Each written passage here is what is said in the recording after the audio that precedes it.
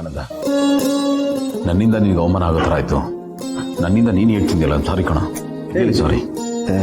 ಏನೋ ನೀನು ಸಾರಿ ಗಿರಿ ಅಂದ್ಕೊಂಡು ಇಷ್ಟಕ್ಕೂ ಇದ್ರಲ್ಲಿ ನಿಂದೇನು ತಪ್ಪಿದೆ? ಬಿಟ್ಟಾಗ ನೀನು ಆ ಥರ ಎಲ್ಲ ಸಾರಿ ಕೇಳಬೇಡಪ್ಪ, ನನಗೆ ಒಂಥರ ಬೇಜಾರಾಗುತ್ತೆ. ಅಲ್ಲ ಕಣೋ, ನಾವು ಇಷ್ಟಕ್ಕೂ ಬದುಕ್ತಿರೋದೇ ಜನಗಳ ಮಧ್ಯೆ. ಥರ ಅನ್ಎಕ್ಸ್ಪೆಕ್ಟೆಡ್ ಇನ್ಸಿಡೆಂಟ್ಸ್ ಆಗ್ತಾನೆ ಇರುತ್ತೆ. ಏನೋ ಸಂದರ್ಭ ಹೀಗಾಯ್ತು ಅಂತ ಅಕ್ಸೆಪ್ಟ್ ಮಾಡ್ಕೊಂಡು ಮುಂದಕ್ಕೆ ಹೋಗ್ತಾ ಇರ್ಬೇಕಷ್ಟೆ. ಆಮೇಲೆ ಅವನು ಯಾರೋ ನನ್ನ ಮೇಲೆ ಕೈ ಮಾಡ್ದ ಅಂತ ನನ್ನ ಯೋಗ್ಯತೆ ಏನು ಕಮ್ಮಿ ಆಯ್ತೇನೋ, ಅವನ ಯೋಗ್ಯತೆ ಏನು ಅಂತ ತೋರಿಸ್ಕೊಂಡಿದ್ದಾನೆ ಅಷ್ಟೇನೆ. ಬಿಟ್ಟಾಕ ಹೇಳಿಯಾ, ಈ ಆನಂದ ಆನಂದವಾಗಿದ್ದಾನೆ, ನೀನು ಆರಾಮಾಗಿರು, ಟೇಕ್ ಇಟ್ ಈಸಿ. ಆದ್ರೂ ಗೌತಮರೇ, ನನ್ಗಿದು ಯಾವುದೂ ಸರಿ ಕಾಡ್ತಿಲ್ಲ. ಎಲ್ಲಾನು ಮಿತಿ ಮೀರಿ ಹೋಗ್ತಿದೆ. ಜಯದೇವ್ ಅವರು ಪ್ರೆಸ್ ಮೀಟ್ ಮಾಡಿ ಎಲ್ಲಾನು ಪಬ್ಲಿಕ್ ಮಾಡ್ಬಿಟ್ಟಿದ್ದಾರೆ. ಅಲ್ಲ, ಅವ್ರು ಅಷ್ಟೆಲ್ಲ ಮಾಡಿದ್ರು ನೀವ್ ಯಾಕೆ ಏನೋ ಹೇಳ್ದೇ ಇದ್ದೀರಾ? ನೀವ್ ಯಾಕೆ ಅದ್ರ ವಿರುದ್ಧವಾಗಿ ಮಾತಾಡ್ತಿಲ್ಲ? ಇಷ್ಟೊಂದು ಸಹನೆ ಬೇಕಾ? ವಿತೌಟ್ ಪ್ರೂಫ್ ಏನು ಮಾತಾಡಿದ್ರು ವೇಸ್ಟ್ ಭೂಮಿಕಾ.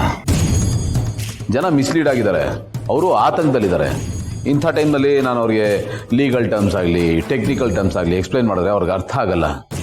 ಹಾಗಾಗಿ ಏನು ಮಾತಾಡಿದ್ರು ವೇಸ್ಟ್ ಅಂತ ಸುಮ್ಮನೆ. ನಾನು ಲೀಗಲ್ ಟೀಮ್ ಬರ್ತಾ ಇದೆ, ನೋಡೋಣ, ಅವ್ರ ಹತ್ರ ಕೂತು ಮಾತಾಡ್ತೀನಿ.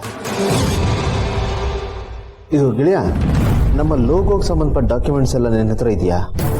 ಇಲ್ಲ ಕಣ, ಎಲ್ಲ ಡಾಕ್ಯುಮೆಂಟ್ಸು ಆ ಮನೆಯಲ್ಲೇ ಇರಬೇಕು. ಇಂಥದ್ದೊಂದು ದಿನ ಬರುತ್ತೆ ಅಂತ ಯಾರು ಗೊತ್ತಿತ್ತು? ಗೊತ್ತಿದ್ದಿದ್ರೆ ತಂದು ನನ್ನ ಹತ್ರನೇ ಇಟ್ಕೋತಾ ಇದ್ದೆ. ಅದು ಅಪ್ಪ ಭಾಳ ಚಿಕ್ಕ ವಯಸ್ಸಲ್ಲಿ ಮಾಡಿಸಿದ್ದು. ಅದೇನು ನನ್ನ ಹೆಸರು ಮಾಡಿಸಿದಾರ ಅಥವಾ ಕಂಪ್ನಿ ಹೆಸರು ಮಾಡಿಸಿದಾರ ಏನು ಗೊತ್ತಿಲ್ಲ, ಯಾವುದೂ ಕ್ಲಾರಿಟಿ ಇಲ್ಲ ಕಣ. ಬಟ್ ನಾನು ಇದನ್ನು ಲೀಗಲ್ ಫೈಟ್ ಮಾಡ್ತೀನಿ. ಅವನಿಗೆ ದಿವಾನ್ ಗ್ರೂಪ್ ಆಫ್ ಕಂಪ್ನಿ ಮೇಲೆ ಎಷ್ಟು ಹಕ್ಕಿದೆಯೋ ನನಗೂ ಅಷ್ಟೇ ಹಕ್ಕಿದೆ. ಇದು ಪೇಪರ್ ಮೇಲಿನ ಸಂಬಂಧ ಅಲ್ಲ, ರಕ್ತ ಸಂಬಂಧ.